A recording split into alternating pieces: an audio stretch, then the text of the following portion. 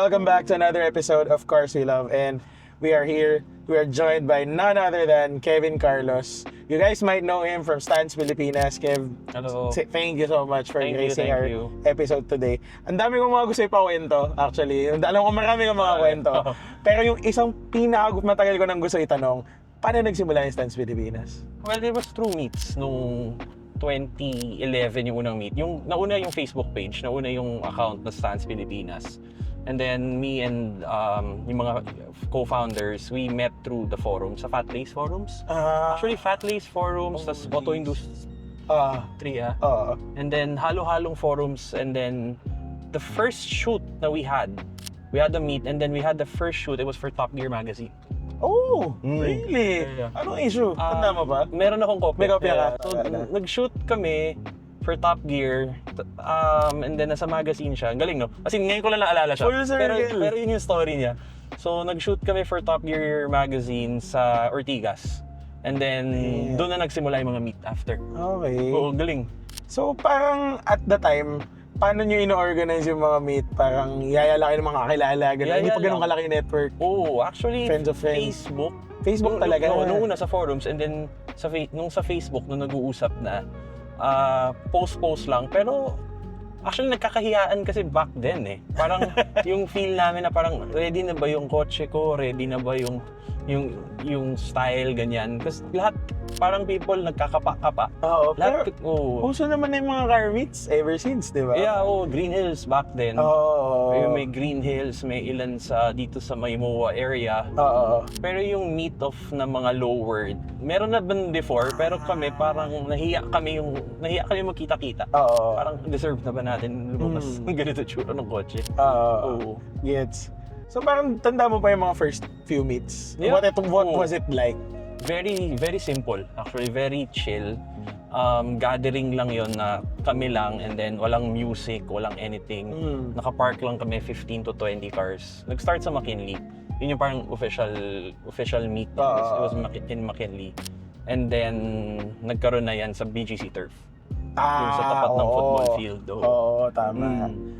So medyo nakita mo yung mga evolution ng mga kotse na nakakatawa, parang over the decade. Medyo, yeah. Pati tao, actually, yung mga kaibigan natin, lahat parang nagkakapa din. Kasi iba kakagraduate lang ng college. Yung iba, How would you say na parang the community has changed? Kasi, dare I say, ikaw yung isa sa mga pillars ng local car scene. Kayong mga lagi nag-hold ng mga meets na to, mga nag-host ng mga big events para ma-witness yung parang local car community talaga. How would you say na kamusta na siya ngayon compared to dati? Malaki na siya ngayon.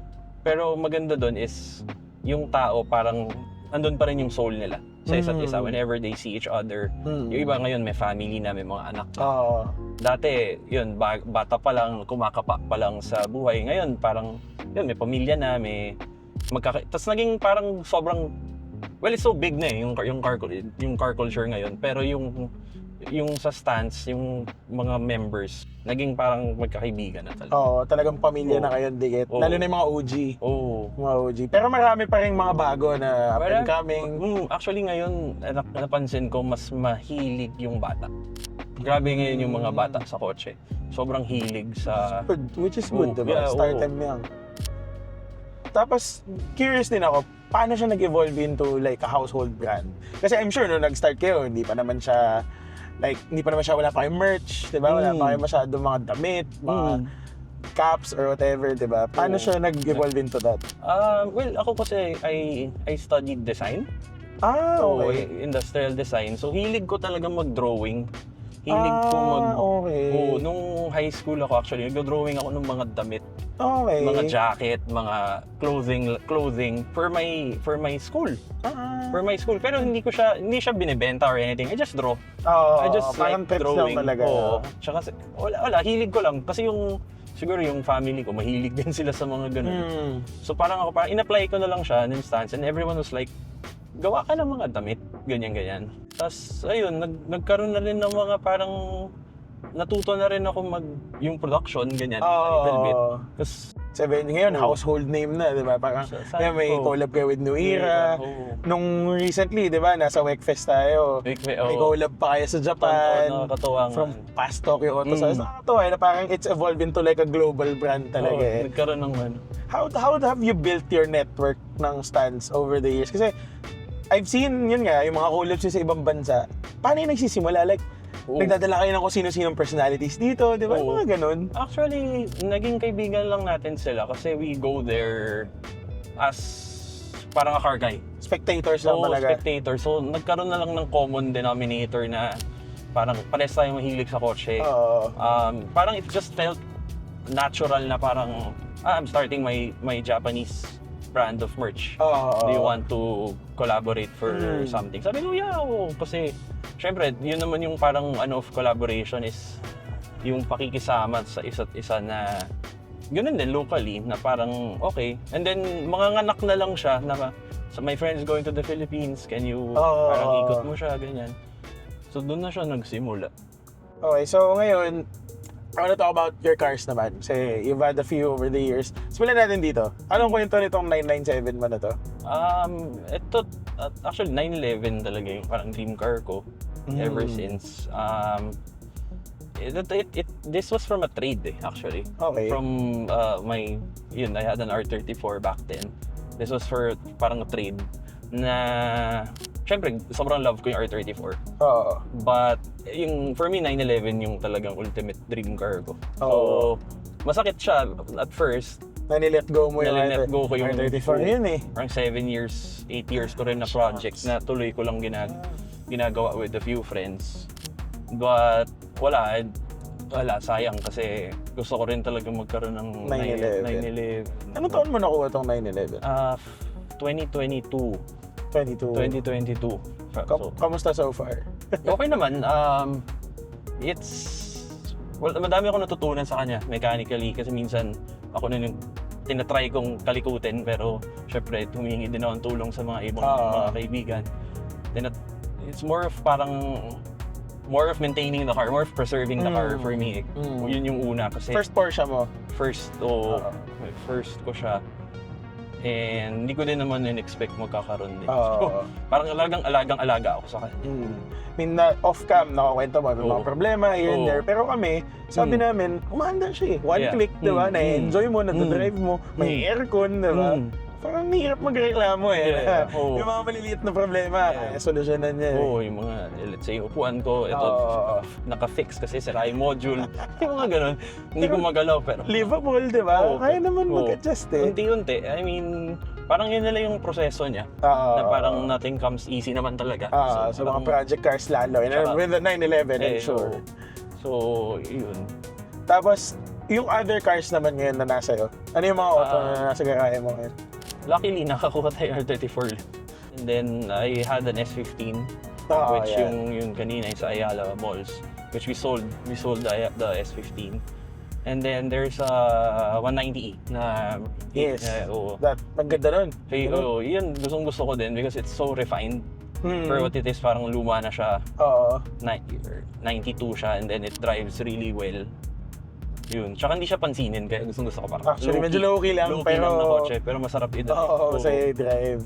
Kwento mo naman sa akin yung mga ibang kotse mo since nabanggit mo. Mga kotse na let go mo over the years, yung mga yung mga unforgettable mo bukod doon sa una mong R34. Silvia lahat actually. Silvia lahat? Mostly. Well, my first car was a 1986 Celica. Simulat sa full Toyota. Actually, Toyota, Nissan, Porsche yung top 3 kong favorite talaga. But I mean, looking back, yung story talaga, parang I didn't have the financial capacity to build the car. Talagang nahirapan ako sa kotse. It broke down a couple of times. Talagang tuloy-tuloy. And then, I started selling mga damit. Yun na. Walang stands pa nun. It was really before pa. I sold shirts and sold mga board shorts. And I sold the car to get the first S14. So, yung S14, that was the first car na ginamit ko sa, nagkaroon ng stands. Okay. So, Silvia talaga yung una. Silvia talaga yung una. Tapos over the years, ano pang Silvia, may iba pang Silvia na naon? After nun, naging S15 siya. And then after the S15, I sold the S15 for the 34. Yun, binibenta ko yung kotse kasi kailangan kung i-fund yung next na kotse.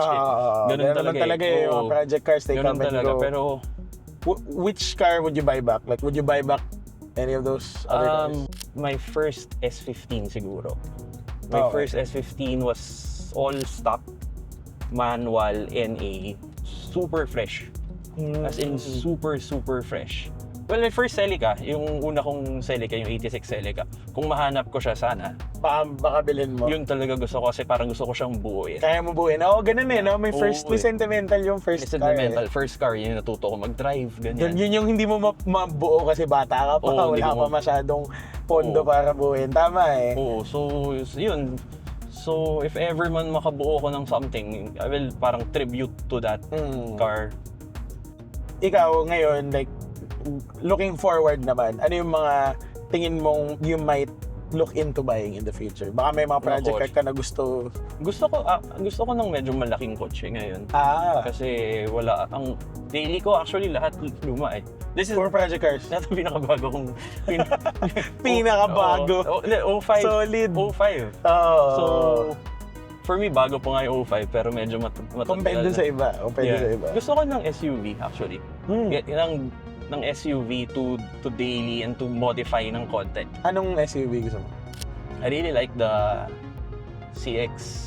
60 yung may champagne gold, no? Lagi ako nagugulan sa 90 tsaka 60. Yung 90, gusto ko yun. 60 yung a little smaller. It's the non-7-seater. But yeah.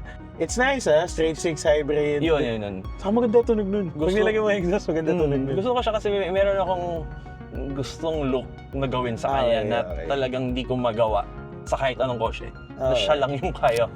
Will it be the first Mazda you ever own, if ever? Yes, but nakadrive ako matagal ng, well, before kasi when I worked for Angie King, Carporn, nadadrive ko yung mga kotse, testing them for maintenance, for service and modification.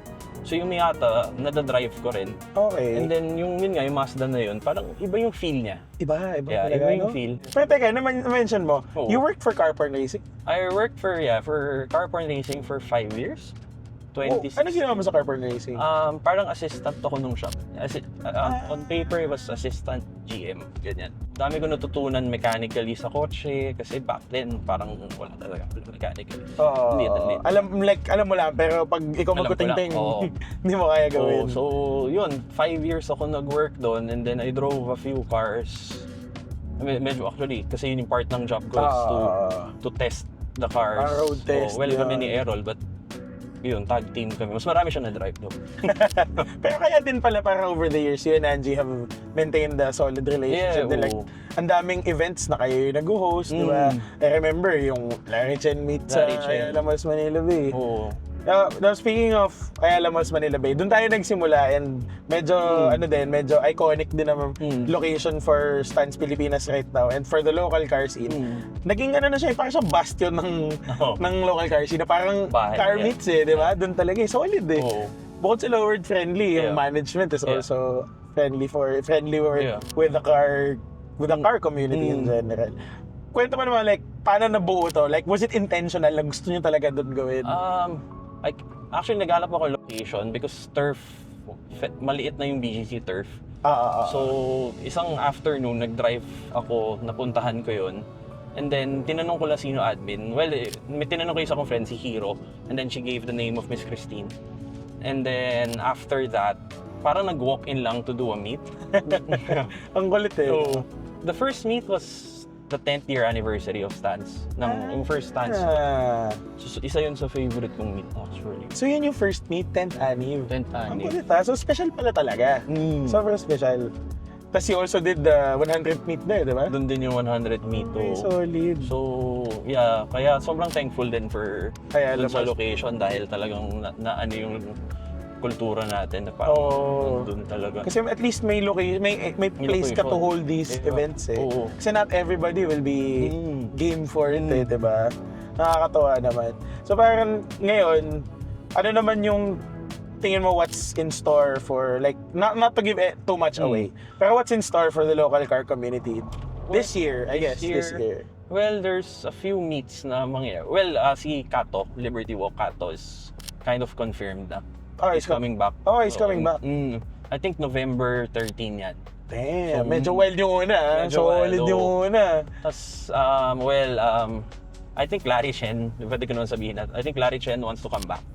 Sana matuloy. But the last Larry Chen meet in Alabas, Manila Bay was one of the best meets we also did. Yo, grabe yung Larry. Sobrang ganda ng lineup nun. Kasi si Grabe. Larry Chen, so authentic talaga. Oo. Kargay talaga. Hatak eh, no? Oo, tsaka talagang mahilig.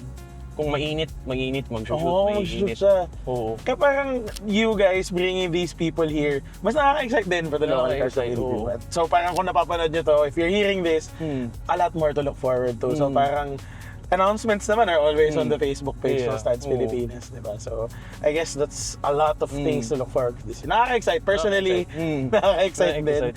Kasi we'll always be there, di ba? To shoot and to see everything there. May pressure lang din. Na May pressure, but I feel like, parang huli lang, parang if you bring the people, the cars will come. The cars iba. Dumating sila Larry, dadating yung community eh. Yeah. Good experience din for everybody. But I guess, yun na lang yung mga tanong ko for you today. Yeah. So, may mga gusto ko pa ba i-share ng mga kwento? Like, any stories specifically? Stories? Wala naman. Okay ka naman, I mean, yun nga, natuwa ako na parang nag-full circle nga yung moment na na nag-start Kasi sa mga una mo was Top Gear. And then, yung R34 actually na-feature din yan dun. So let's end it there na iwanan natin yung cover at yung feature with them, with Stance Pilipinas. Nakakatawa. Thank you, Ken. Thank you. Sobrang salamat. Sobrang solid. Thank you. Like, if you guys want more updates on Stance Pilipinas, just follow the page, Stance Pilipinas, Manila Fitted. And we'll see you guys in the next meets. See you.